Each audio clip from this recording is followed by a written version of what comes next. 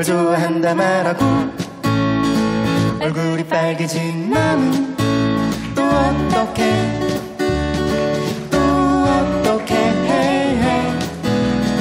날 보며 웃는 너에게 할 말을 잃어버린 나는 또 어떻게 해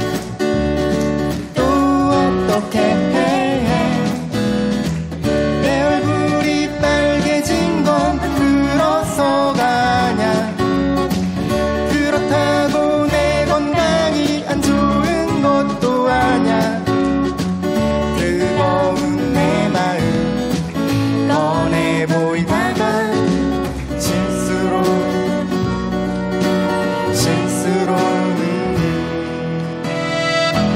그래도 나는 네가 좋아 네가 좋아 얼마나 뜨거운지 얼굴에 보이잖아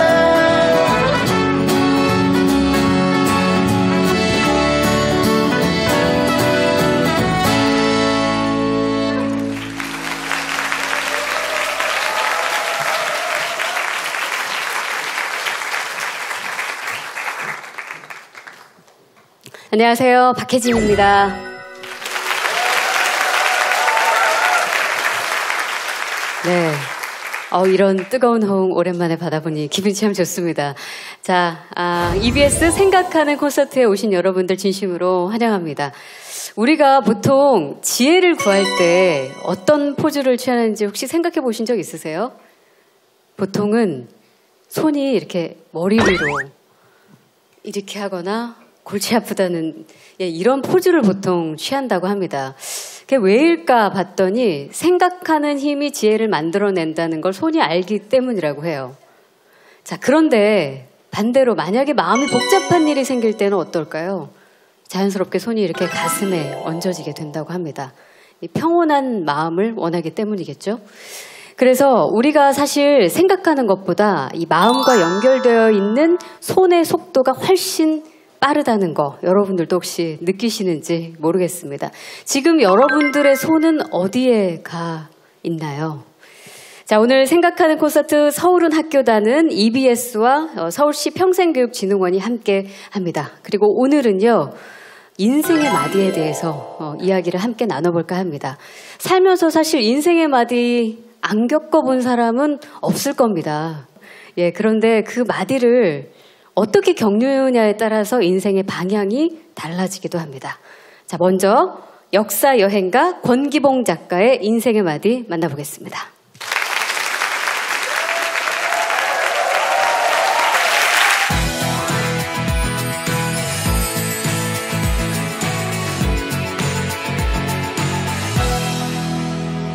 제 직업은 앞에 나와 있지만 역사 여행가예요.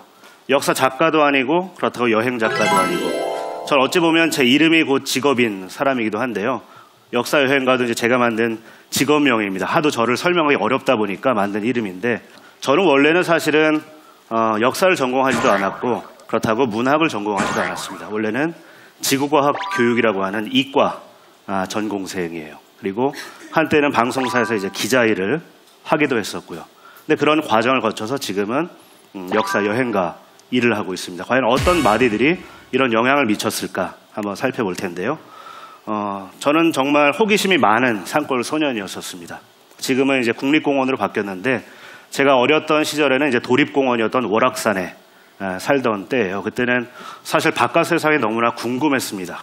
텔레비전이 아니면 밖을 경험하기 어려웠고 그나마의 텔레비전도 가끔씩 강풍이 불면 이 안테나가 돌아가가지고 텔레비전이 끊겼던 그런 곳에서 살았는데 제가 밖을 경험할 수 있는 건 바로 이 방식밖에 없었습니다.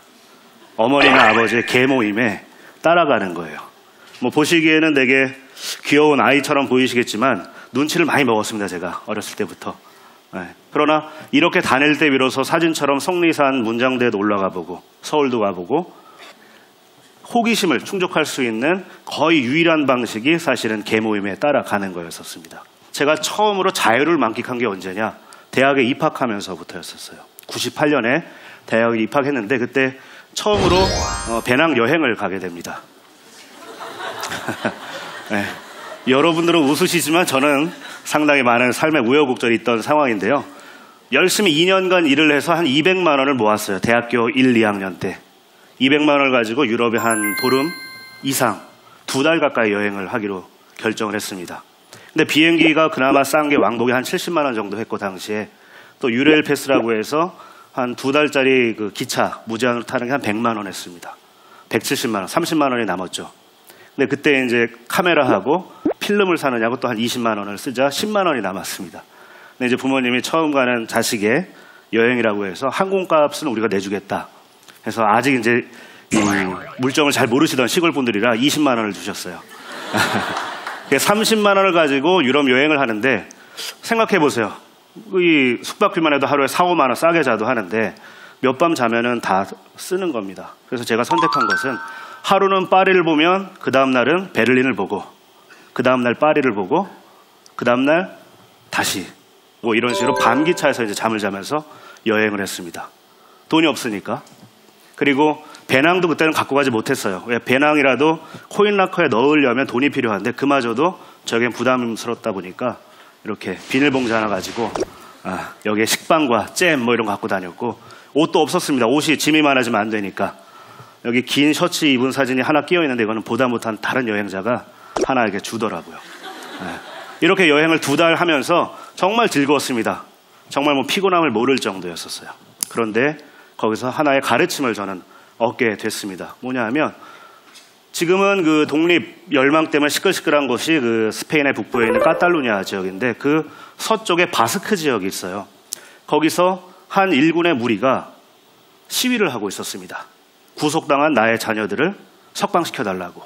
사실 카탈루냐도 독립을 하고자 하지만 바스크도 독립에 대한 열망이 큰 곳인데, 그걸 보면서 큰 충격을 받았어요. 저는 여행을 와서 내가 보려고 한 것이 이들의 과거에 불과했구나. 루브르 박물관 혹은 뭐 콜로세움 등등 과거에만 국한돼 있었구나. 여기도 사람 사는 곳인데 갈등이 있을 것이고, 그 갈등을 풀어가는 과정이 있을 텐데, 과연 그런 모습은 어떻게 여기는 진행되고 있을까에 대한 이 울림이 있었습니다. 그리고 우리나라에 돌아가면 우리나라의 과거도 과거지만 그 중에서 지금 우리의 일상이 있게 된 지난 100년의 역사는 과연 그럼 어떻게 남아있을까? 그걸 한번 찾아보기로 결심을 하고 돌아오게 됐습니다. 그래서 이 여행이 저를 키워주는 아주 중요한 매개체, 마디 역할을 해 주었는데요. 여러분 최남선 아시죠? 6당 최남선의 옛 한옥, 소원이라는 건물을 이제 철거를 하게 되는데요. 문제는 누구 하나 거기에 대해서 관심이 없었던 그런 상황이었었습니다. 근데 저에게는 단순히 한 사람의 집이 허물어지는 게 아니었어요. 6당 최남선은 사실은 초기에는 민족운동가로 이름이 높았고, 또 일제 말기쯤 가서는 이제 친일부역의 길로 걷게 됩니다. 근데 아이러니컬하게도 해방 이후에는 이른바 민족주의자로 또 변신을 하게 돼요. 과연 그의 변신은 무엇이 그 변신을 이끌었을까? 그리고 우리 사회는 6당 최남선과 같은 이들이 없을까? 혹은 나라면 어떻게 그때 선택했을까? 하는 고민들을 할 수 있는 하나의 중요한 매개체가 저에게는 6당 최남선과 그의 공간이었었습니다. 근데 그 공간이 사라진다? 그러면 우리 사람도 자주 보지 않으면 잊혀지잖아요. 역사의 공간도 마찬가지인 겁니다. 자주 보지 않으면 거기에 얽힌 이야기들도 사라진다 해서 이런 것들을 저만이 아니라 함께 공유하자라는 생각에 부족하지만 글을 쓰기 시작했습니다. 그리고 함께 시간 맞는 이들과 그곳을 찾아가 보기도 하고, 여러 공간을 다녔는데 그 중에 대표적인 곳이 바로 경복궁이에요. 경복궁 혹시 안 가본 분 계신가요? 네, 거의 없으실 겁니다. 그죠? 거기서 내가 조선시대 건물을 봤다 하시는 분. 어불성설이죠. 조선시대 궁궐인데 거기서 조선시대 건물을 봤냐니 라고 여쭤보니까 좀 이상하실 수 있을 텐데, 사실 거기는 조선시대 건물이 많이 없습니다. 태조 이성계 때 경복궁을 짓지만 임진왜란 때 불타죠. 그리고 276년간 방치됐습니다. 그랬다가 이 고종의 아버지인 흥선대원군기에 들어서서 그 공간을 왕권의 강조를 위해서 다시 짓게 돼요. 그래서 500여 동이 넘는 건물이 이렇게 지어집니다. 만 얼마 지나지 않아서 철거되어서 이 모습으로 변하게 돼요. 중앙청으로 쓰였던 조선총독부가 있고요. 근정전, 경회로, 수정전 정도밖에는 남아있지 않습니다. 열채가 채 남아있지 않았어요. 왜냐? 1910년대 초반에 1914년, 15년에 이 경복궁이 이른바 엑스포장으로 변합니다. 이미 일제 때 조선물산공진회라는 이름의 엑스포가 열려요. 하고 많은 거 다 내버려두고 굳이 경복궁에서. 왜 그랬느냐? 이제 조선은 망했고 떠오르는 일본의 산업을 보여주는 겁니다. 근데 일부러 다 없애진 않고 일부는 남겨놨습니다. 왜? 그래야 비교해서 볼 수 있으니까. 멸망과 일본의 모습을. 해서 경복궁이 엑스포장으로 변해가요. 일제 때만 경복궁이 정치의 공간으로 활용된 것이 아니라 1961년 5월 말에도 한 큰 정치 행사가 열립니다. 바로 5.16 참여군인 위문 행사가 어디서 열리느냐? 여기 어디겠어요? 경복궁의 정전인 근정전 마당, 즉 조정입니다. 거기에 철모를 쓴 군인들이 앉아있고 그 앞에 무대에 반나의 여성들이 춤을 추고 있어요. 이 당시 박정희 정권의 이 도입자 됐을 때 자체에 여러 가지 아킬레스건들이 있었습니다. 하나는 대통령을 비롯해서 주변 인물들의 친일부역 혐의가 있었고, 또 하나는 투표라는 절차적인 정당성이 결여된 쿠데타란 방식이었고, 등등의 문제 때문에 어떤 행사를 해도 권위를 부여하고 싶었어요. 전통을. 그래서 그런 행사를 할 때 여러 공간, 시민회관 등등을 내버려 두고 굳이 전통과 역사의 공간 경복궁에서 이런 행사를 하게 됐던 겁니다. 근데 이런 역사가 그럼 끊겼느냐? 3공화국 때. 그러지 않았어요. 이 역사와 문화의 공간은 계속 정치적으로 활용되기에 이릅니다. 1980년 7월.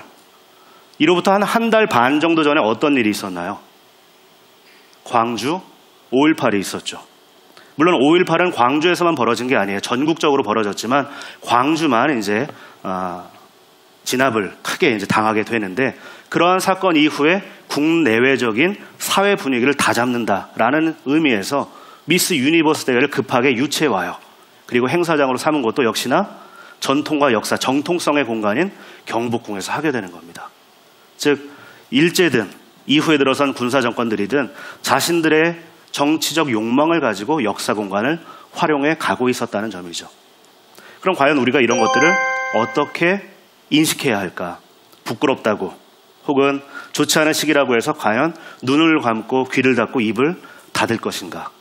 집에서 아이가 어떤 잘못을 해도, 학교에서 학생이 어떤 잘못을 해도 엄마, 아빠 혹은 선생님들이 알려줘야 되잖아요. 그래야 아이는 이게 잘못인지 아닌지 알게 되니까.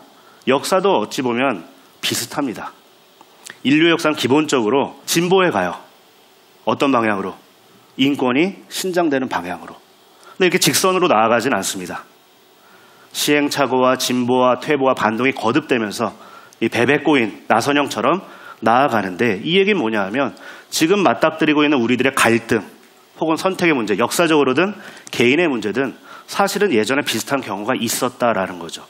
인생에 있어서 우리가 큰 문제에 봉착했을 때, 고민이 계속되면서 어떤 해답을 찾지 못할 때 밖에서 그 해답을 찾으려고들 많이 노력하세요.